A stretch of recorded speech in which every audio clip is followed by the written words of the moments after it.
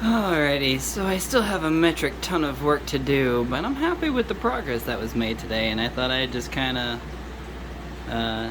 share.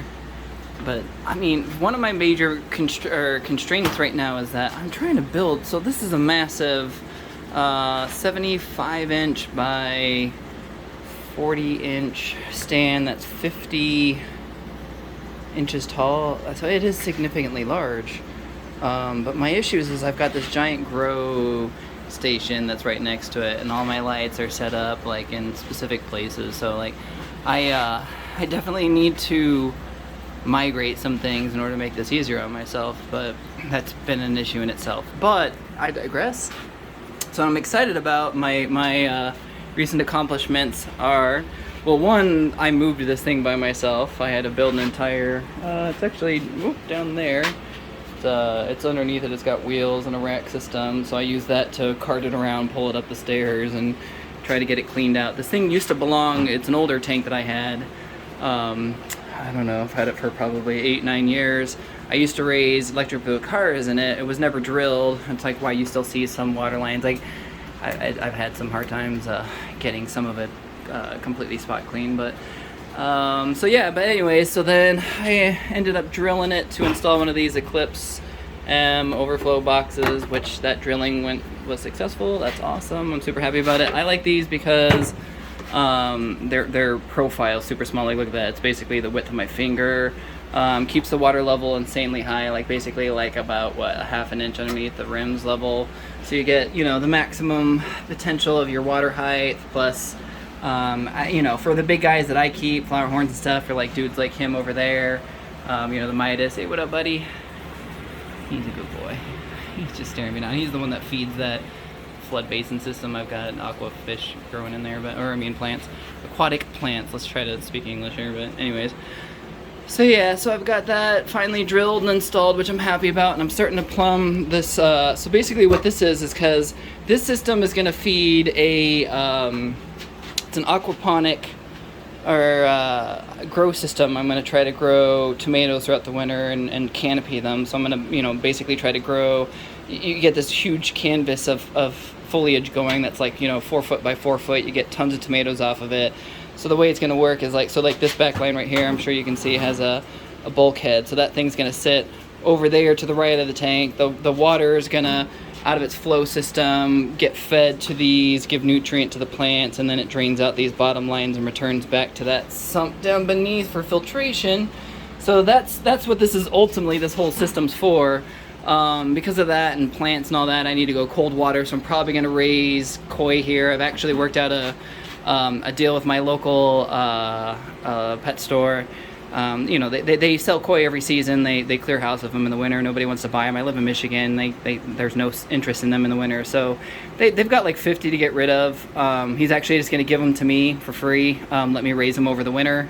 And then in the spring, bring them back to him. He'll give me store credit for, whatever growth they have. So basically, no investment. I get all their bio waste for the, flood system. But then on top of that, I also can earn a few bucks selling them back to him at the beginning of the new season. So because of that, I anticipate a lot of bio load, and I don't want that to get clogging up these are called deep well culture systems.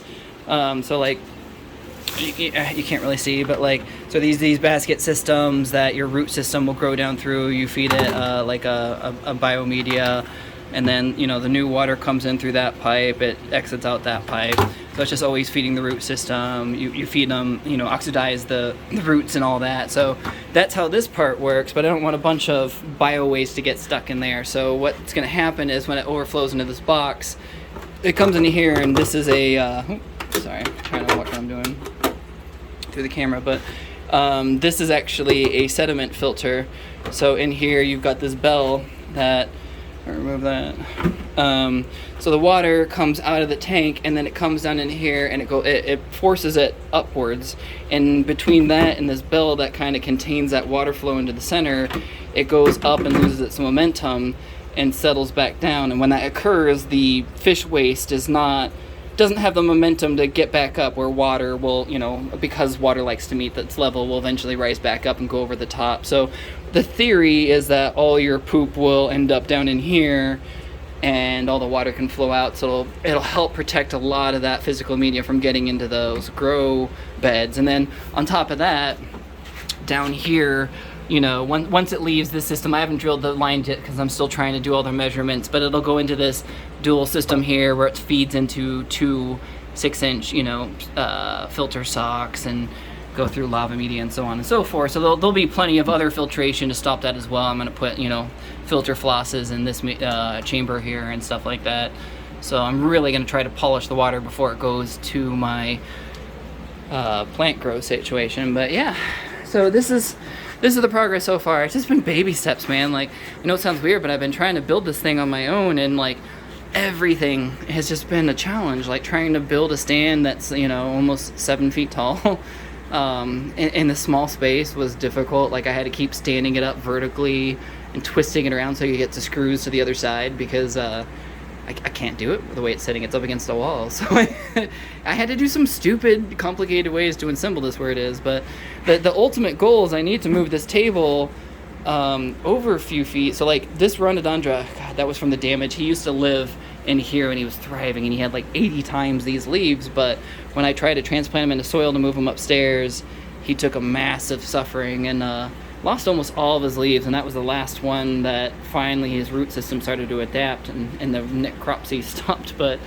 so he's recovered now since, but I should almost get rid of this leaf just to get rid of that bad memory. But anyways, but yeah, I also have some old mangroves. It's like a 10-year-old mangrove tree that's growing up into my roof. I'm still trying to figure out what to do with him, but he has some old school memories, so I don't get rid of him. But anyways, all these tubs of mangrove trees and this, like the rhododendron needs to go upstairs. I know I'm not saying that right.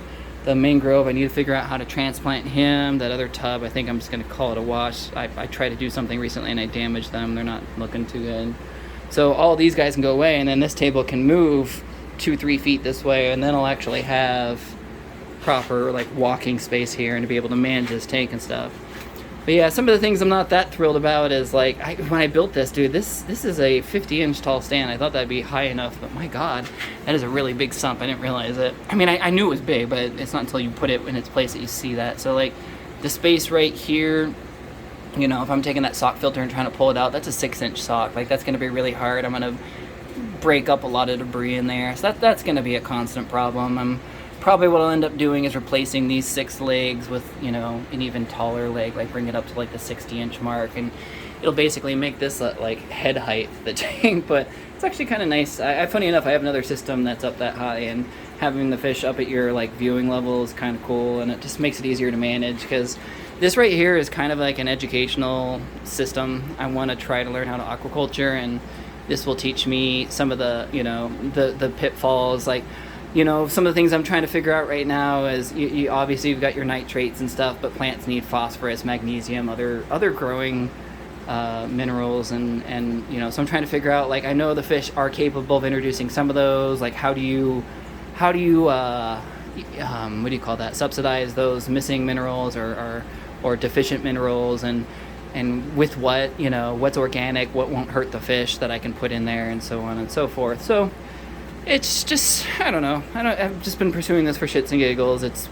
sounded like a fun project, and like I say, as you can tell, I do like doing grow culture projects over there. Like I've got, you know, tons of Venus flytraps growing in there, and just, you know, other things like Amazon sores, Java mosses, everything growing in there. And he's been feeding that system for years now. He's a big old boy.